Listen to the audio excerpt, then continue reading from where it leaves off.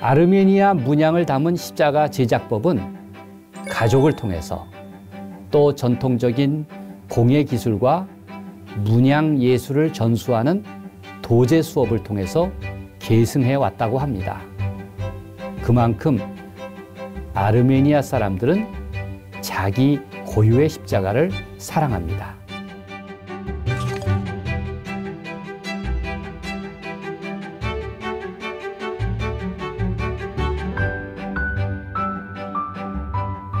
놀랍게도 아르메니아 십자가는 다양하지만 아주 단순한 공통 분모를 갖고 있습니다. 마치 우리 그리스도인이 나라와 민족, 언어와 전통의 차이에도 불구하고 같은 주님을 예배하고 또 한 하나님의 자녀로 살아가는 것과 같습니다.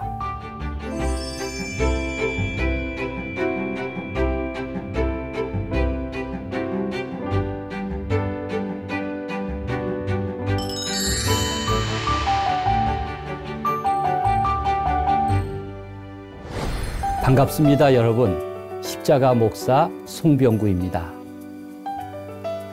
여러분은 아르메니아라는 나라를 들어보신 적이 있나요? 들어본 것 같은데 또 낯설기도 한 그런 나라죠. 아르메니아는 코카서스 산맥에 있는 나라입니다. 제가 지도를 살펴보니까 예루살렘에서 북쪽으로 쭉 올라가면 만날 수가 있더군요. 예전에는 소련 연방에 속한 나라지만 실은 아주 오랜 역사를 지닌 곳이 바로 아르메니아입니다. 지난주에 말씀드렸던 세계의 십자가전을 부산 백스코에서 열었을 때 그런데 누군가 전시장 앞 화이트보드에 십자가를 그려 놓았습니다. 십자가는 바로 아르메니아 십자가인데 좀 더 세세한 문양을 그려 놓아서 제가 몹시 궁금해졌습니다. 누가 그렸을까? 아마 예레반에서 온 WCC 부산총회 참석자였을 것입니다. 얼마나 자기 나라 십자가를 사랑하면 그 고유한 문양을 즉석에서 그렸을까요? 아르메니아 십자가 이미지는 우아한 곡선으로 연결한 아름다움을 과시하고 있습니다. 아르메니아 문양은 그들이 자랑하는 성경 사본에도 새겨져 있는데요. 세계에서 가장 고유하고 가장 개성이 강한 십자가라고 말할 수 있습니다. 아르메니아 문양을 담은 십자가 제작법은 가족을 통해서 또 전통적인 공예 기술과 문양 예술을 전수하는 도제 수업을 통해서 계승해 왔다고 합니다. 그만큼 아르메니아 사람들은 자기 고유의 십자가를 사랑합니다.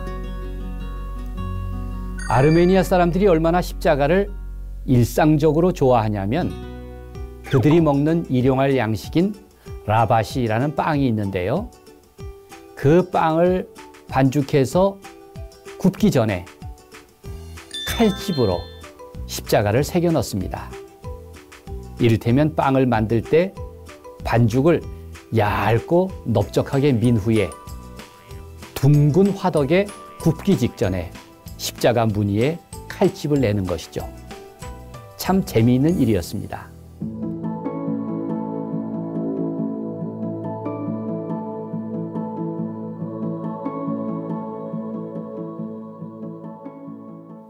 아르메니아 정교회는 그 이름에 아르메니아 사독교회라는 명칭을 붙입니다. 왜 사도교회라는 명칭을 붙이냐면 예수님의 12사도가 전도했기 때문입니다. 전승에 따르면 처음 아르메니아에 복음을 전한 사람은 1세기경 사도 바돌로메와 사도 다데오였습니다. 그리고 주후 301년에 이르러서 아르메니아는 세계에서 가장 먼저 그리스도교를 국교화한 나라가 되었습니다. 당시 황제 티리다테스 3세는 교회를 박해했지만 당시 조명자로 불리던 설교자 그리고르가 황제를 설득했다고 합니다. 사도들이 뿌린 씨앗이 비로소 열매를 맺은 것입니다. 왕은 백성들에게 신앙을 장려했고 전국적으로 개종이 이루어져서 국가의 공식 종교가 되었습니다. 얼마 전에는 국교 1700주년을 맞아서 커다란 행사가 열리기도 했습니다. 아르메니아는 예레반을 중심으로 동서남북 사방으로 수도원이 자리 잡고 있습니다. 대부분의 수도원은 유네스코 세계 문화유산입니다. 모든 예배당과 수도원에는 공통점이 있습니다. 열이면 열 모두 아라랏산에 십자가를 얹은 모양의 건축 양식을 띠고 있습니다.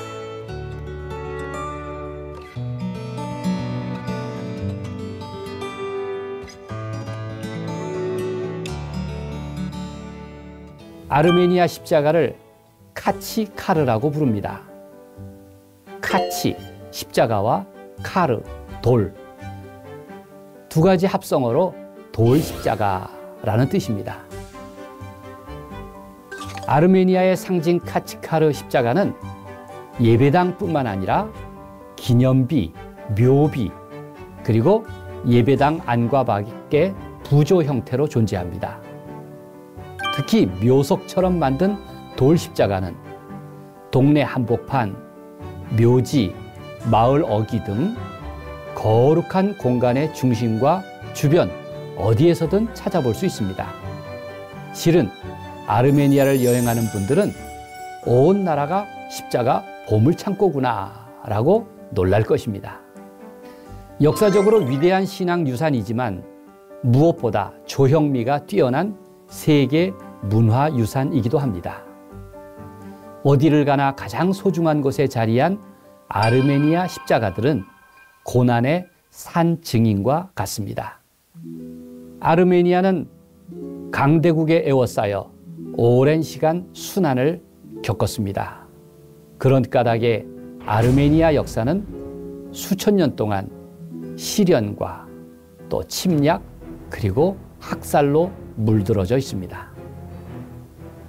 그러기에 아르메니아 사람들은 디아스포라 역사로 유명하게 되었습니다. 스스로 피난의 삶을 선택할 수밖에 없었고 평화를 찾아서 전 세계로 감염병처럼 퍼져나갔습니다. 우리가 예루살렘 성지순례를 하면 구시가지에 아르메니아 구역이라고 있습니다. 그만큼 일찍부터 디아스포라로 정착한 것입니다. 십자가 유산은 아르메니아 안에서뿐 아니라 세계 여러 나라에 흩어진 아르메니아인 공동체에서도 발견할 수 있다고 합니다. 특히 카치카르 십자가는 예배당 역할을 합니다. 예를 들어서 마을의 예배당이 파괴되어서 예배할 공간이 없을 때 사람들은 돌 십자가 둘레에 모여서 예배를 드렸다고 합니다. 바로 카치카르 십자가가 교회 역할을 한 것입니다. 예배 공간을 잃은 곳에서 하나님을 예배하는 자리를 의미하는 거룩한 표지석 노릇을 했습니다. 사람마다 고유한 아픔이 있듯이 수많은 카치카르는 저마다 아르메니아 민족의 상처와 고통이 담겨 있습니다.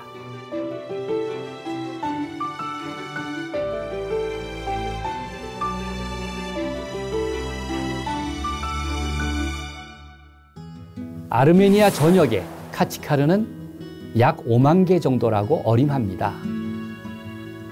놀라운 것은 그 5만 개 중에 정확히 똑같다 이렇게 일치하는 같은 모양의 십자가는 없을 거라는 것입니다.